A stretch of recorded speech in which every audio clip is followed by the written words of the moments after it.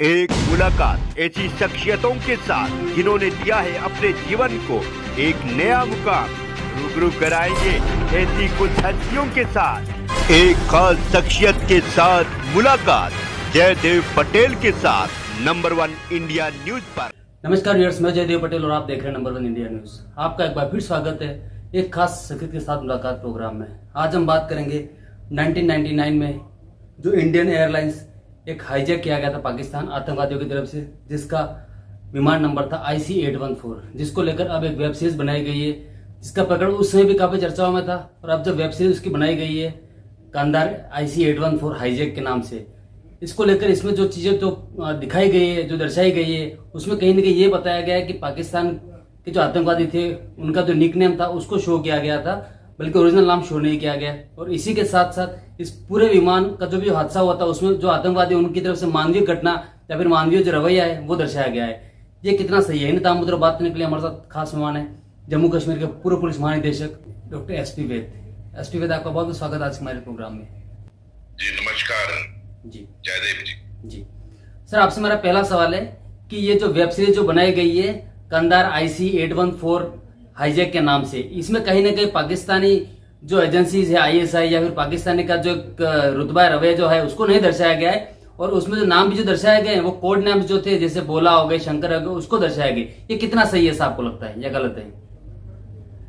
देखिए, ये web series मैंने तो देखी नहीं, बट जो मैंने लोगों के इंटरव्यू देखे और मीडिया में इसके बारे में चर्चा देखी, तो वेब सीरीज एक ऐसी घटना है जो असलियत है उस पर बनाई गई। तो आप इसको दिखाइए जितना हो सकता है, ये सही तरीके से इसको दिखाना चाहिए।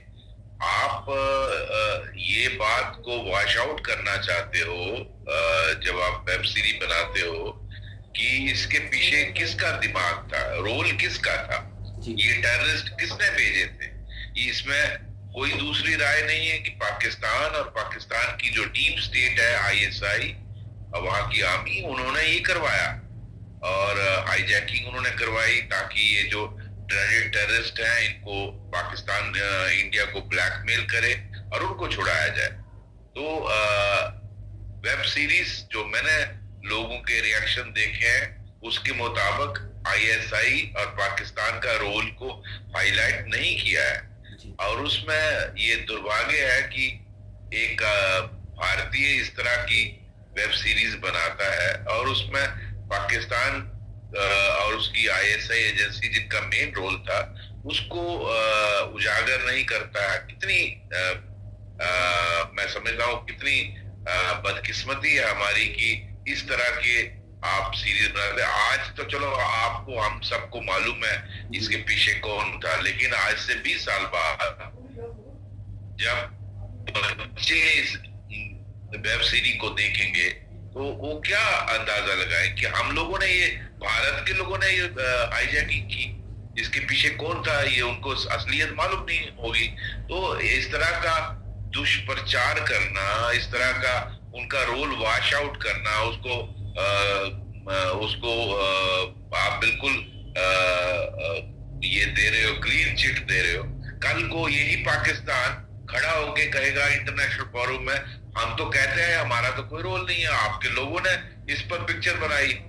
तो कितना दुर्भाग्य है कि भारत में ऐसे लोग हैं जो इस तरह का काम करते हैं। हमें खतरा बाहर वालों से नहीं है, अपने लोगों से खतरा। जी SP वैद जी, अगर हम बात करते हैं तो इसमें जो महत्वपूर्ण बात कही गई इसमें कि आतंकवादियों की तरफ से जो हरकत जो थी या फिर जो बिहेवियर था वो एक मानवीयता वाला बिहेवियर था। इसको आप कैसे देखते हैं? जब हाईजैकिंग होती है तो जो लोग हाईजैक होते हैं उनकी दुर्दशा जो होती है वो वही लोग जानते हैं जो इस टार्चर से निकले हैं। उसमें एक मुझे उनका नाम नहीं अभी याद आ रहा है, एक यात्री थे जिनको गला काट दिया गया। इनको ये क्या वेब सीरीज वाला दिखा रहा है।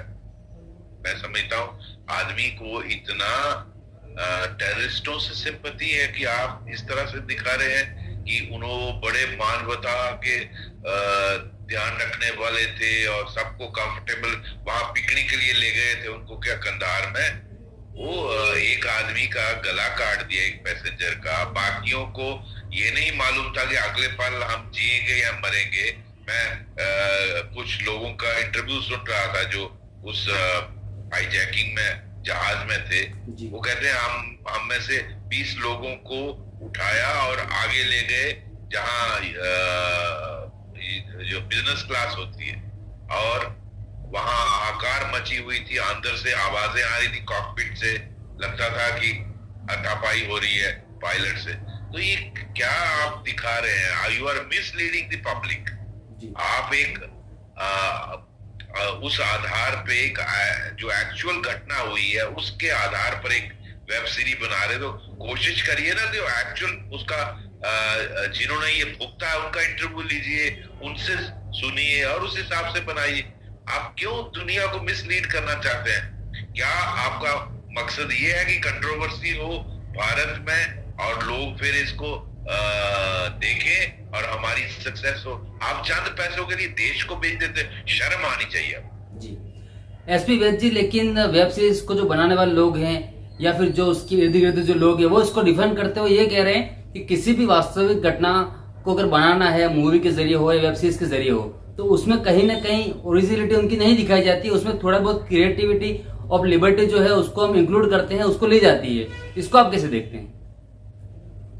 ये देखिए, एक्सप्लेनेशन देना कि ये क्रिएटिविटी फ्रीडम है और ये आप डिस्टॉर्शन एक तरफ से ही करते हो, ये बॉलीवुड का पुराना वो एक्सप्लेनेशन है कि हमेशा जो पुजारी होता है मंदिर में वह रेपिस्ट होता है, दूसरी तरफ से तो दिखाते नहीं हो।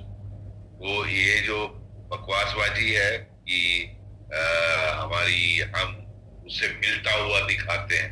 भाई अगर टेररिस्ट होना है, निक नेम वो टेररिस्ट रखते हैं, मुझे मालूम, मैंने 35 साल जम्मू कश्मीर में नौकरी की है, वो हिंदू नाम रखते हैं, वो अपनी टेररिस्ट ऑर्गेनाइजेशंस के नाम लोकल रखते हैं। जैसे कश्मीर टाइगर्स हैं, सारे पाकिस्तानी उस कश्मीर टाइगर्स में, और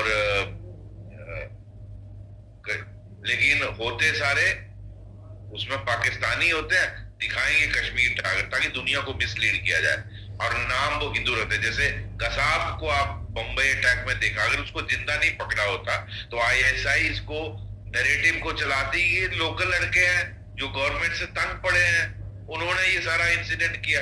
तो ये तो उनकी चाल है आईएसआई की, तो आप क्यों उनकी चाल में बहक रहे हो? आप असली नाम बताने में आपको क्या तकलीफ है? आप क्यों नहीं उनका असली नाम दिखाते कि वो पाकिस्तानी थे, वहां के रहने वाले थे, मुस्लिम थे, टेररिस्ट थे जो आईएसआई ने भेजे थे? आप सिर्फ उनका भोला और शंकर हिंदू नाम से क्यों चला रहे हैं? आपको देश की सेंसिटिविटी नहीं मालूम है? मैं तो कहता हूं ऐसी वेब सीरीज को बैन कर देना चाहिए। और इनको बहुत अच्छा किया, आईएनबी मिनिस्ट्री ने कॉल करके इनको एक्सप्लेनेशन कॉल किया, इनके खिलाफ कार्रवाई होनी चाहिए। बहुत अच्छा है कर रहे हैं भारत के लोग, जो इस तरह के मूवीज जो बॉलीवुड बनाता है उनको बाइकआउट कर रहे हैं। इसीलिए बॉलीवुड को उर्दू वुड बोला जाता है जी। हमेशा आप दिखाते हैं ये मंदिर में रेप होते हैं और वहां जो पुजारी है वो रेपिस्ट होता है, दूसरी तरफ से आपकी हालत खराब होती है दिखाने के लिए जो असलियत है। जी एसपी वैद्य, आपसे मेरा एक आखिरी सवाल है कि आप स्वयं जो मुख्य आरोपी था मसूद अहमद, उसको आपने स्वयं जेल से रिसीव कर करके और कोई प्रोटोकॉल के तहत उसको एयरपोर्ट तक पहुंचाने का काम किया था। उस वक्त आप डीआईजी की पोस्ट पर थे। ऐसे में उस वक्त की जो स्थिति थी मौजूदा और वेब सीरीज में जो दिखाया गया है उसमें जो अंतर है उसको आप कैसे देखते हैं?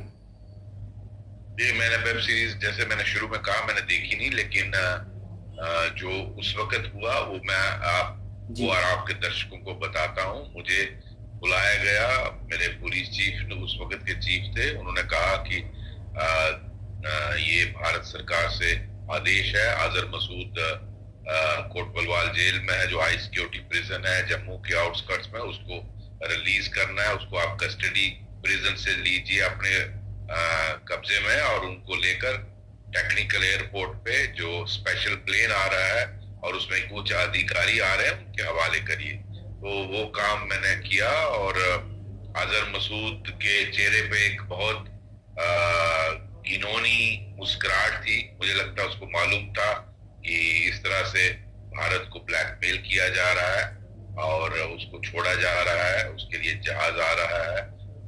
ऐसा मुझे उसकी मुस्कुराहट स्माइल से पता चला।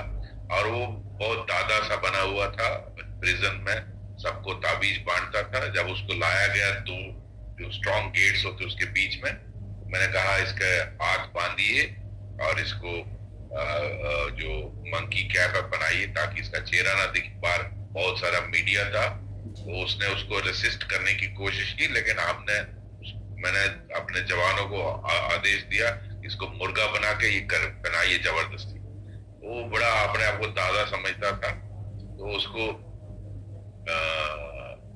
मुझे अफसोस है कि ऐसी घड़ी देखनी पड़ी कि इस जैसे खूनखार दरिंदे को, जो एक राक्षस था, जो एक दानव था, दैत्य था, ऐसे आदमी को, ऐसे राक्षस को छोड़ना पड़ा और मेरे देश को ब्लैकमेल किया गया उस वक्त और देशवासियों की जिंदगी खतरे में डालनी पड़ी।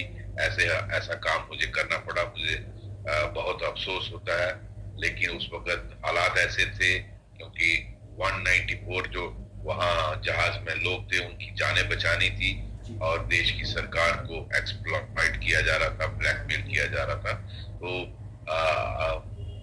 मुझे मन तो किया कि इसका गला दबा दिया जाए, इसको खत्म कर दिया जाए, लेकिन मजबूरी थी। जो काम मुझे बिल्कुल पसंद नहीं था वो करना पड़ा। जी, एसपी वैद्य, आपने हमारे समय निकाली और महत्वपूर्ण जानकारी हमारा साझा करा, उसके लिए आपका बहुत धन्यवाद।